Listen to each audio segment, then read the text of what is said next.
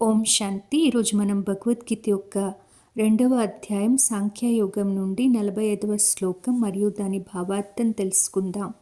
శ్లోకం: త్రైగుణ్య విషయా వేదా నిస్త్రైగుణ్యో భవార్జున నిర్ద్వంద్వో నిత్యసత్వస్థో నిర్యోగక్షేమ ఆత్మవాన్. దీని భావార్థం ఏమంటే, పరమాత్మ అంటున్నారు, ఓ అర్జున, వేదములు భౌతిక ప్రకృతి యొక్క త్రిగుణాత్మకమైన విషయ సంబంధమై వివరించును. నీవు ఈ త్రిగుణములకు అతీతంగా శుద్ధ ఆధ్యాత్మిక చైతన్య స్థితిలో ఉండుము. ద్వంద్వముల నుండి విడివడి నిత్యము పరమ సత్యంలో స్థితమై ఉండి మరియు భౌతిక లాభాలు భద్రతల గురించి పట్టించుకోకుండా ఆత్మభావన యందే స్థితుడై ఉండుము.